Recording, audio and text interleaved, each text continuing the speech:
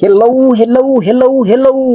Jirra jirtu hordoftoonni KOOKEEF-TUBE akkam jirtu bakka jirtanitti nageenyi keenya isin akka qabu jecha barattoonni exit examiidhaaf qophaa'aa jirtan jabaadhaa jechuun barbaada. Akkamitti gara qorumsaatti seennu kan jedhu immoo viidiyoo hawwiin-TUBE irra hojjedhe sana sirriitti osoo ilaaliin gara exit examii akka hin seenne gamanumaan isin yaadachiisuun barbaada. Qophii hanga ammaa dubbistan kana goolabuudhaaf guyyaan isin kennamu maybe guyyaa tokko ta'uu danda'a exit examiidhaaf. Kanaaf xaarii keessan akka lafa hin buufne gara qorumsa yeroo seennu maalaa goonu qorumsa irratti immoo maal taasisuu qabna akkasumas qormata booddee immoo akkam ta'uu qabna kan jedhu viidiyoo bareedaa hojjedhee hawwiin-TUBE irra jiru sana warroonni ilaallee ammas gara hawwiin-TUBE deemuudhaan viidiyoo sana barataan barana exit examii bara 2018 qoramu maal gochuu qaba kan jedhu viidiyoo sana akka ilaaltan gamanumaan isin affeera. Har'a boqonnaa afraffaarra geenyeerra international marketing boqonnaa afraffaa product policy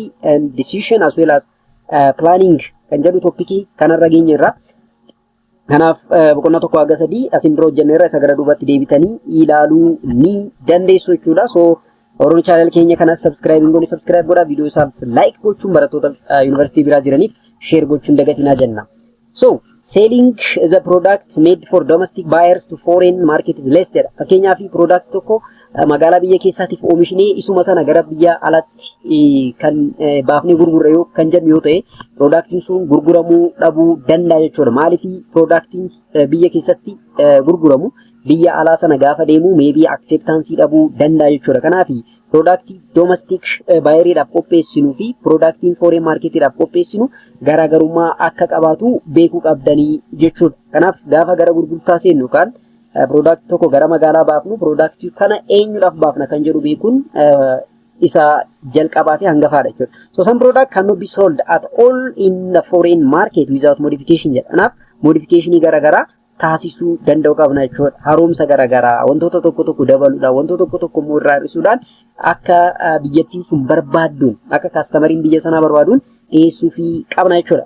So from customer value perspective product acceptance is a greater when it is tailored specifically to the market need jedha. Kanaaf productiin tokko acceptance magaalaa sana irratti kan dabalu fudhatamummaan isaa kan dabalu akkaataa marketiin biyya sanaa barbaaduun yookaan akkaataa kastamariin biyya sanaa barbaaduun yoo dhiyaate qofa jechuudha. Kanaaf kastamariin Itoophiyaa keessa jiruu fi kastamariin Kanaadaa keessa jiru garaagarummaa waan qabu productii Itoophiyaa keessatti gurguruuf qopheessine tokko kallattiimaan modification tokko osoo hin taasisin magaalaa Kanaadaadhaaf dhiyeessuu akka hin qabne nutti hima jechuudha. Therefore international marketers should carefully make a product decision such as standardization versus adaptation, branding, labeling, packaging and the other product attribute kanneen jedhaman fakkeenyaaf quality jira akkasumas product life cycle kanneen irratti xiyyeeffannaa guddaa murtoo cimaa taasisuu danda'u qaba. Maaliif branding, labeling, packaging mataan isaa biyya biyyatti garaagarummaa waan qabuuf standardization fi immoo adaptation fayyadama kan jedhu strategy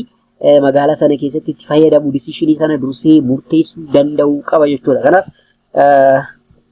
waa'ee international marketing gaafa yaannu product decisionii baay'ee murteessaa akka ta'e nutti himaa jechuudha. So garuu productiin nuti amma biyya alatti yookaan immoo biyya keessatti gurgurru suni maal jechuudha product jechuun by itself kan jedhu ilaalu. Fakkeenyaaf product consists of tangible and intangible features, quality aspects, brands, warranty and after sale service like repair and maintenance.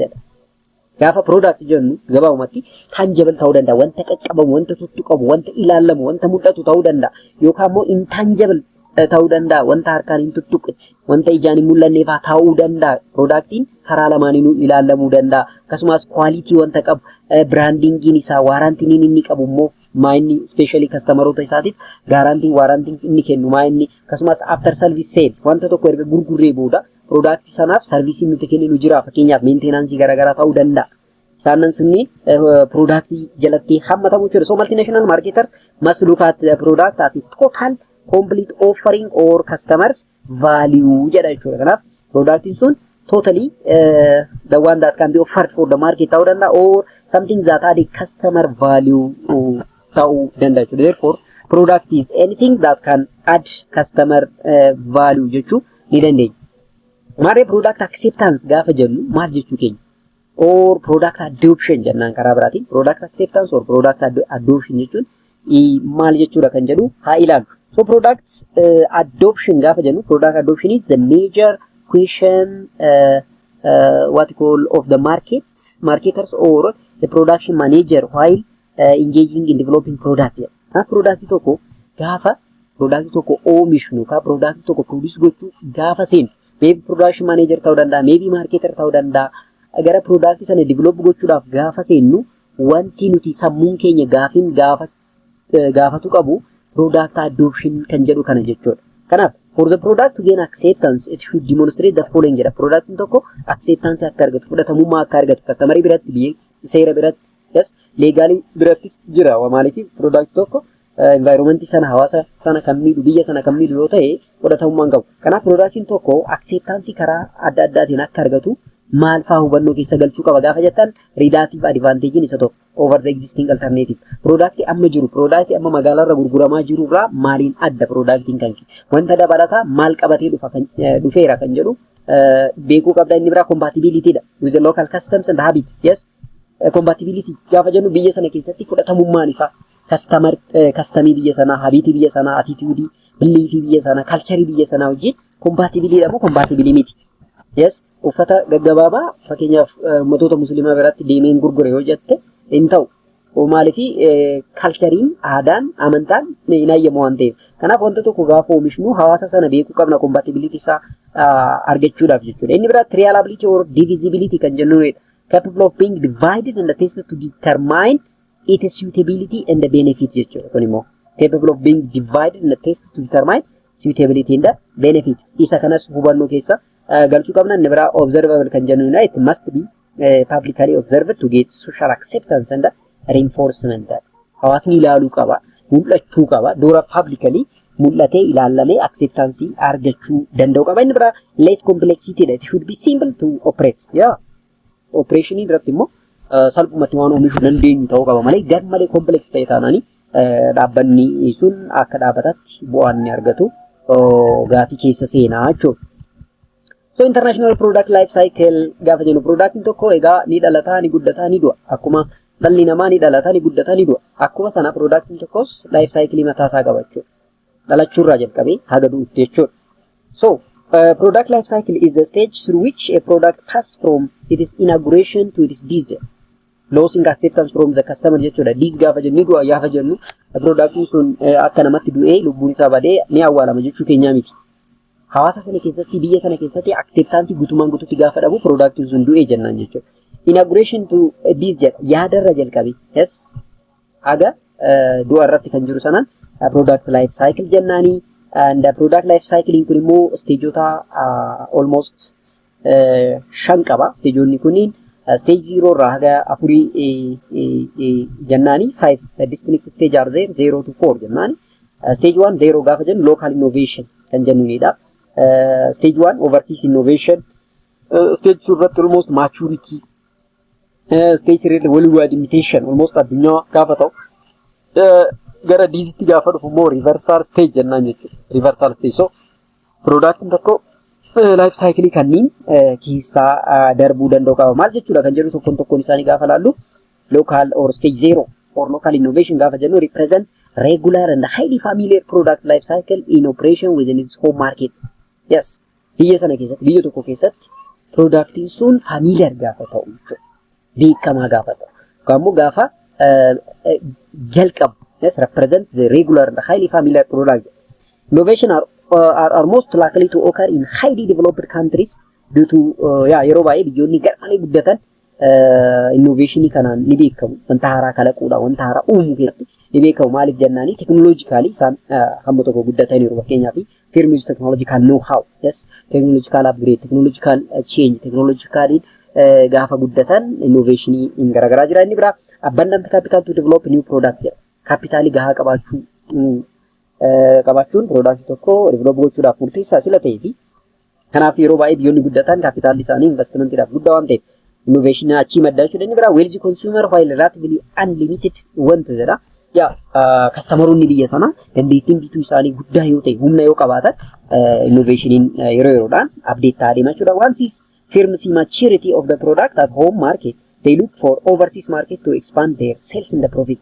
Ega productiin tokko biyya tokko keessatti guddate jabaatee booda productiin sun amma gara biyya alaa gara biyyoota biraatti ilaallata jechuudha. Maaliif sales isaa guddifachuudhaaf, gurgurtaa isaa dabaluudhaaf, magaalaa isaa expand gochuu, profit isaa dabaluudhaaf gara biyyoota alaa ilaallata yeroo sana international marketing jennaan jechuudha. Stage 1 irratti maaltu ta'a? Overseas innovation jennaani. The innovating firm will look to overseas market as soon as the original market will cultivate it and the local demand adequately supplied. And the overseas is called as a pioneering or international introduction stage jechuudha. Overseas gaafa jennu gaafa inni home market irraa ba'ee internationally gaafa productiin sun beekamu jalqabu jechuudha. Yes. Maaliif innovationiin biyya tokko keessatti product tokko kalaqee originally productiin tokko biyya sana keessatti beekamee demandiin isaa gaafa ta'e supply fi demandiin isaa maturity irra gaafa ga'u amma gara magaalaa bal'isuu magaalaa biraa ilaaluu itti deema. Stage sun overseas innovation jennaan jechuudha. Stage 2 irratti maturity kan jennuunidha. Maturity mean growing demand in advanced nation provide their firms an impetus to domestically produce the product. The innovating firm sales and export volume are kept stable because the least developed countries are now beginning to generate the need for the product. Now maturity stage irra gaafa ga'u amma productiin or demanding sun maal ta'a jechuudha. Nation sana keessatti almost advanced gaafa ta'e jechuudha. Yes, product sana consumerii gaafa qabu. Almost profitiin isaa maximum profit irra gaafa ga'u almost mature jennaan jechuudha. Kanaaf yeroo sana least developed country warroonni ta'an amma productii kana fayyadamuu gaafa eegalan maal jennaan jechuudha. Almost mature or maturity stage jennaan jechuudha. Stage sadaffaa worldwide imitation jennaani. So time for innovating nation due to continuous decline in export.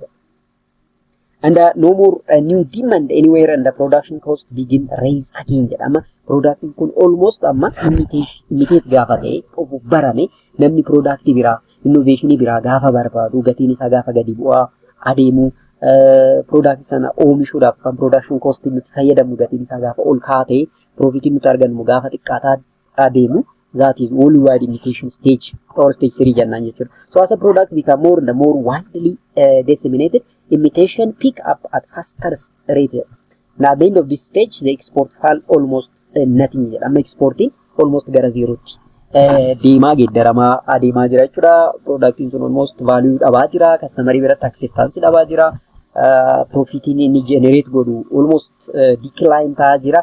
Sasanaan worldwide imitation stage jennaani. Stage in afraffaan reversal stage kan jennuunidha. So it is the major function characteristics of this stage are product standardization and comparative disadvantage kan jennuuni jechuudha. Now at this stage productiin kun almost gatii dhabaa jira. Product kana oomishuun dhaabnee waan biraa waan haaraa oomishuu sadarkaa itti eegalluudha jechuudha. So the product is no longer capital intensive or technology intensive but instead has become a labor intensive and a strong advantage possessed by least developed countries. Now amma biyyoonni guddatan biyyoonni garmalee deeman even product kana gootu wantoota fayyadamuu gaafa dhaaban biyyoonni xixiqqoo kan biyyoonni guddataa jiran kana biyyoonni sadarkaan isaanii gadi aanaa ta'e gaafa product kana fayyadamuu eegalan productioniin immoo gaafa technology irraa capital irraa ba'ee gara labor intensive yookaan humna namaa kan fayyadamu gaafa ta'u that is decline or reversal stage jennaan jechuudha.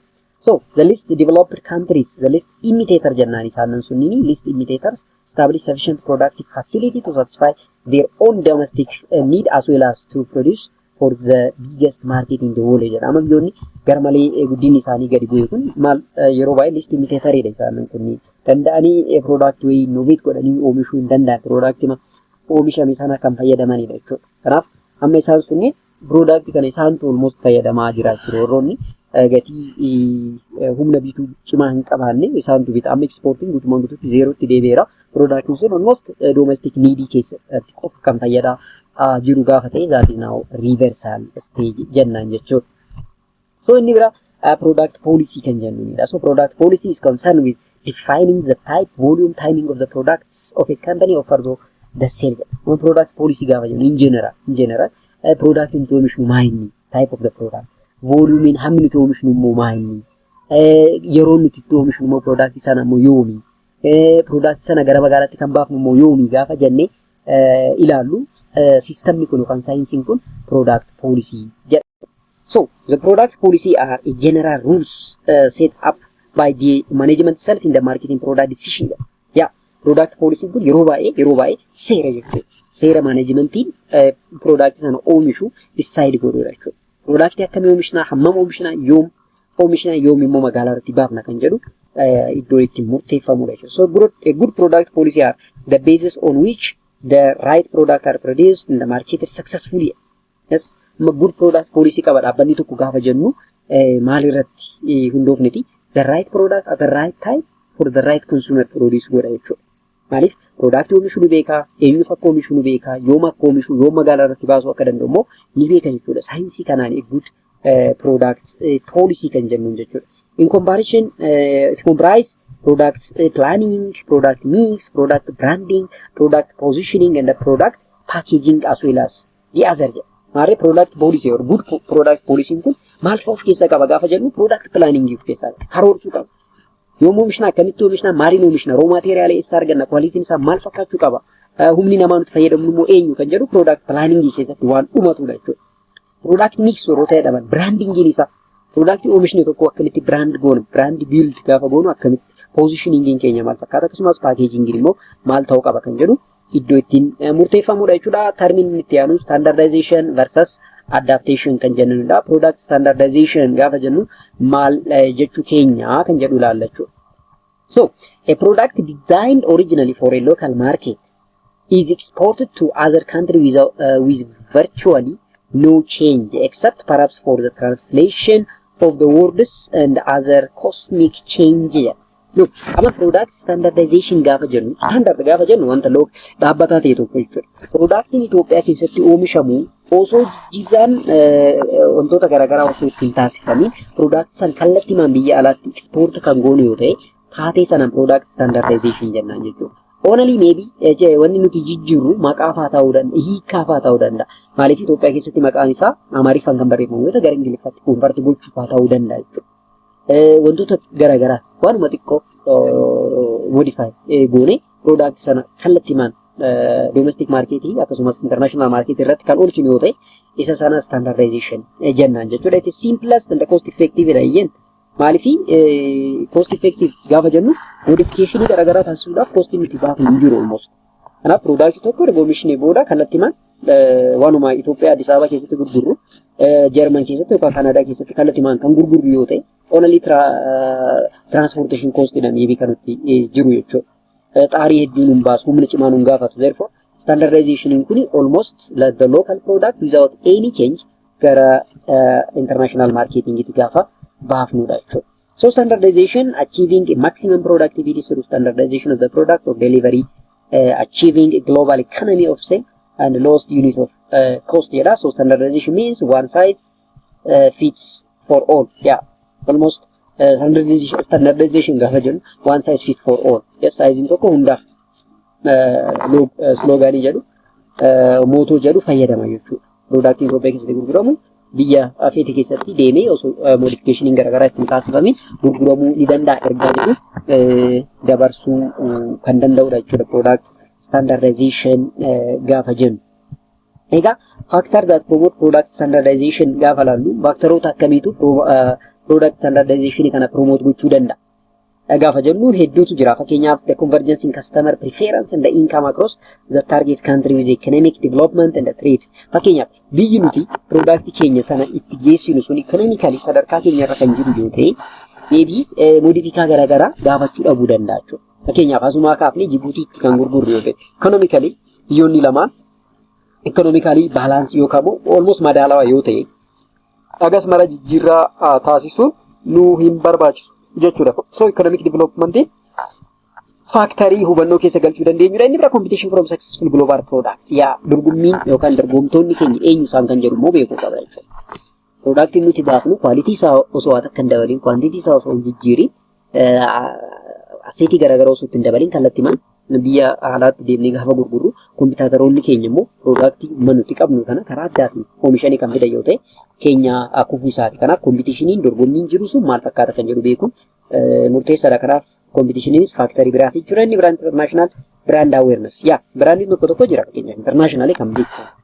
So branding sun internationally beekame taanani internationally beekamti qaba taanani no need of modification so standardization fayyadamuu ni dandeenya. Inni biraa cost benefit from standardization jedha.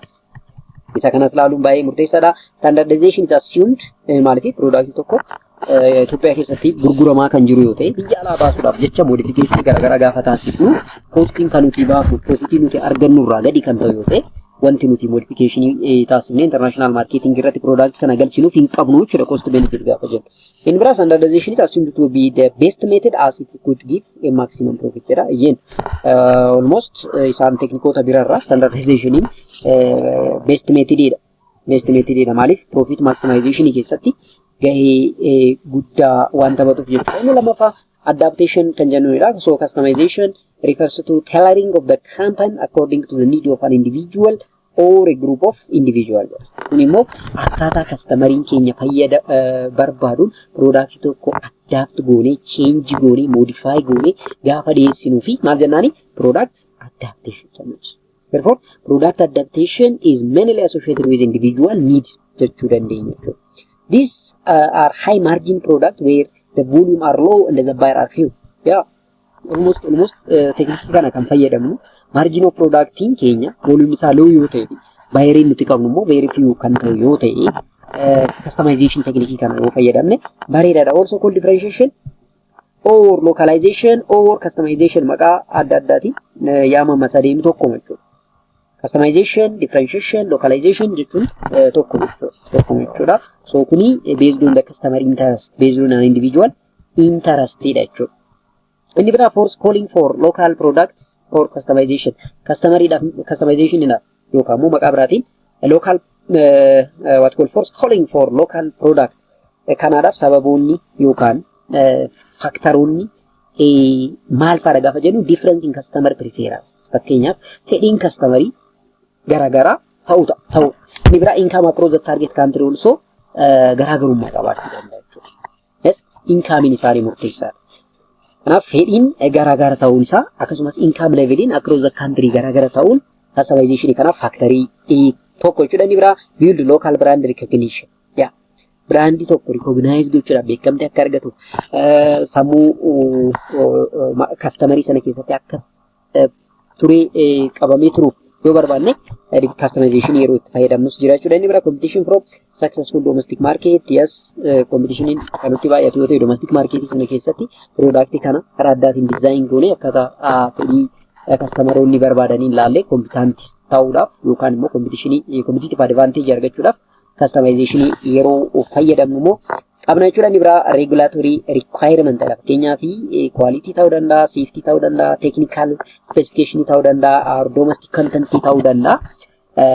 Regulatory requirement gaafa barbaachisu we can use again this customization technique. So regulatory requirement gaafa jennu biyyi tokko fakkeenyaaf product nati oomishtu quality isaa kan madaalan maaliif quality control la quality assurance department jira waan ta'eef biyya tokko keessatti quality isaa sadarkaa saniin kan madaalame quality standard isa hin guutu taanaan kufuu dandeessa. Kanaaf eeggannoo taasisuu qabda. Inni biraa safety product sun environment irraa hawaasa irratti geessisu beekamaadha. Akkasumas technical specification seerri baasu jira.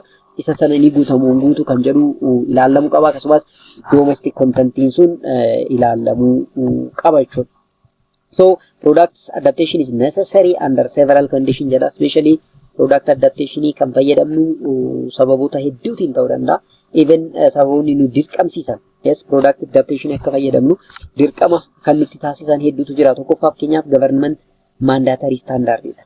Government mandatory standard egaa mootummaan standardii wayii baaseera product kamiifu. Productiin sun standardii sana akka guutu nurraa eegama waan ta'eef dirqamne adaptation technique kana fayyadamuu ni dandeenya jechuudha. Inni biraa electrical current standard variation in electrical standard in different countries. Phase, frequency, voltage, approach can easily harm product. Yeah. Even product tokko gaafa oomishnu electrical system dhaan fayyadamnu waan ta'eef electrical standard mataa isaa qaba jechuudha. So three phase kan fayyadamu jira, single phase kan fayyadamu jira. Phase sun frequency, even voltage maal ta'uu qaba kan jedhu kan murteeffame kan daangeffamedha jechuudha. Inni kunis even adaptation akka fayyadamnu nu dirqisiisu danda'a jechuudha. Inni biraa measurement standard vary from country to country dha. Measurement standard gaafa jennu unit of measurement biyya biyyatti garaagarummaa qabaachuu qaba. Unit of measurement gaafa jennu actually standard of quality safety isaafaa kan ittiin lakkoofnu jechuu keenya malee maybe wannoo jechuu miti jechuudha. So imperial system of the measurement maybe feet, pounds, isaan kunniin they are vary from country to country. So innis kunis sababa jechuudha. Inni biraa optional product modification kan jennutu jira. Optional gaafa jennu dirqamaa miti garuu optionally product modification karaan itti fayyadamnu jira. Fakkeenyaaf local use condition gaafa jennu clothing, climatic condition, the hot or cold, the humidity or dry condition may affect product durability and the performance. Haalli qilleensa, haalli conditioning biyya tokko productiin oomishuudhaaf especially turtii isaa irratti dhiibbaa guddaa fiduu danda'a. Sababa kanaaf modification garaagaraa iddoo taasifnu jira. Physical appearance, short, long, fat, thin. Yes, uffanni tokko nama hundaaf wal qixa miti. All fit for one or one fit for all kan jennu suni sirrii ta'uu dhabuu danda'a. Sababa sanaaf modifikaan nu barbaachisuu danda'a. Inni biraa physical distribution, user habit, yes, fedhiin isaanii yeroo baay'ee maal fayyadamu, customeroonni naannoo tokko fayyadamu, wanti fayyadaman maybe customeroota bakka biraarraa garaagarummaa qabaachuu danda'a. Habitiin sun ilaalamuu qaba. Environmental characteristics kuni hubannoo keessa galuu qaba. Akkasumas price yookaan immoo gatiin kunis modification akka taasifnu nu taasisuu danda'a. Historical preference, local customs and the culture, yes, especially custom and the culture baay'ee murteessaadha. Maaliif biyyuma tokko keessattuu even culturein garaagaraatu jira. Culturii tokko affect kan godhu yoo ta'e, culturii tokko irratti dhiibbaa kan fidu yoo ta'e, productiin sun kallattii magaalaa irraa ba'uu danda'a waan ta'eef akkaataa culturein jedhuun modification taasisuun nurraa eegamaa jechuudha. Inni biraa branding and packaging decision kan jennudha. When branding and packaging for international product, careful consideration must be placed on the factors such as language, colors, customs, aesthetic, and the placement there. Yookaan productii wayii oomishine gaafa brand goonu akkasumas package gaafa goonu baay'ee biyyootatti garaagarummaa qaba. Afaan jira gara coloriin even meaning garaagaraa qaba.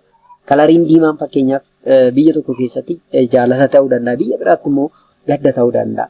Customiin beauty'n wantoonni nuti bareechuudhaaf daballu biyya tokko keessatti bareedina yookaan miidhagina, biyya biraatti immoo miidhaa yookaan dhiibbaa fiduu danda'u. Even placement of branding garaagarummaa qabaachuu danda'a. Isa kanas hubannoo keessa galchuu qabna. Packaging gaafa jennu must be in tune with such issue as how the target customer purchase, transport, uses and store.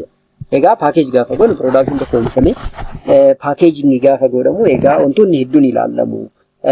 Target marketing keenya eenyu isaanii, purchaseroonni keenya, transportation system isaanii fagoodhamoo dhiyoodha. Maal fayyadamu? Even transportation system isaan fayyadama maayinni, xiyyaaramoo, kan qilleensaa, lafarramoo, geejjiba bishaan irraa kan jedhu packaging kan murteessuudhaaf gahee guddaa qaba. Akkasumas yoo fayyadamu productii kanaan dafanii productii kan fayyadamanidha moo productii tursiisanis rakkoo kan hin qabne. Productii gaafa fayyadaman yeroo tokko fayyadamu moo torbetti ji'atti waggaatti fayyadamu. Kun hundi packaging ni murteessa jechuudha. Even storage conditioning isaanii packagingiidhaaf murtoo guddaa qaba jechuudha. Kanaaf isas kanas hubannoo keessaa galchuu danda'u qabna jechuudha. Inni biraa brandingidha. Branding is personalizing the product by giving it a name. Maqaa kenninaa fi product sana maqaa kenninee personalize goona. Keenya akka ta'e product sana itti beeksifna. The right name has to be the product of the carefully prepared strategic brief showing creativity, selecting a lot of linguistic and cultural research. Productiin nuti oomishnu tokko productii keenya. Productiin kan isaaniiti kan jedhu kan ittiin beekamnu waa wayii creativity wayii jiraachuu danda'u qaba jechuudha. So a good name is incredibly valuable asset jedha. Egaa productiin tokko maqaa gaarii yoo qabaate asseetii cimaa wealth cimaa nu fiduu danda'a jechuudha. So naming today's global market has evolved into the complex creative process is also subjected to stringent legal check. Seera wajjin even maqaan nuti baafnu seeraanis ilaalamee seera itti gaafatamummaa seera jala kan hin galchine ta'uu qaba jechuudha. Maaliif package goona brand goona purpose branding maa inni gaafa jennu tokkoffaa identification dha. Akkuma beektan identification akkasumas brand awareness dabaluudhaaf customerota keenyaaf. Inni biraa guarantee a certain level of quality, quantity fi class satisfaction. Maaliif product keenya garmalee branding isaa, quality isaa, quantity isaa, satisfaction customeriidhaaf kennu hin beekamu taanaan yookaan karaa keenyaan namoonni biraa fakkeessanii product oomishuudhaan maqaa keenya balleessuu ni danda'u jechuudha. Inni biraa promotionii dabaluudhaaf branding in baay'ee barbaachisaa. So the common goal of this purpose is to induce repeat sale jedha. Kun jechuun magaalaa irratti turuudhaaf gabaabumatti branding gaarii nuti magaalaa irratti dorgomaa taanee akka turru nu gargaara jechuudha. So brand origin selection gaafa jennu brand name can come from variety of source. Amma brand sourcing yookaan brand name karaa adda addaatiin argachuu dandeenya. Fakkeenyaaf firm founder product sana namicha argate irraa ta'uu danda'a. Qubee fi maqaa fayyadamuu dandeenya. Coined words ta'uu danda'a. Sometimes easier simply to purchase an existing brand name. Even bituu dandeenya. Akkuma jiru brand ma jiru bituu ni danda'ama. Fakkeenyaaf bifa sanaanis maqaa sanaaf royalty fee kaffala. Maqaa fayyadamuu ni dandeenya. Brand fayyadamuu ni dandeenya. Product sana namichi argate brand itti moggaasuu ni danda'a. Especially qoricha irratti yoo ilaaltan qorichoonni baay'een maqaa namicha isaan argateeni kanneen moggaafamanis jiru. Maqaa kaampaanii product sana oomisheenis kanneen moggaafamantu jira jechuudha. Kanaaf bifa kanaan brand name kennuun ni danda'ama. So in selecting a brand name, the marketer should first find out whether the brand name has any negative connotation in the target market. Egaa amma brand name gaafa select goonu wantoonni nuti hubannoo keessa galchuu danda'u qabnu jira. Keenyaa target market keenya irratti hawaasa naannoo sana yookaan customerota keenya keessatti negative connotation qabamuu hin qabu.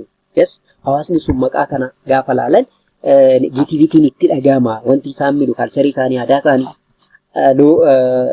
kan miidhu jira kan jedhu san beekuun nurra jira. Consider whether the brand reflect a desired product image. Even maqaan nuti fayyadamnu sun product sana yookaan waan nuti uummata sanaaf service ta'uu danda'a, product ta'uu danda'a, wanta hawaasa sanaaf dhiyeessinu irratti dhiibbaa qabamuu hin qabu. Waa'ee sana ni ibsamuu ni ibsu kan jedhu beekuun baay'ee barbaachisaadha. Inni biraa branding in foreign language can there brand name that is unique or distinctive. Yes, waan addaa waan haaraa ta'e qabannee bahu qabna. Brandii keenya international brand name gaafa fayyadamnu jira.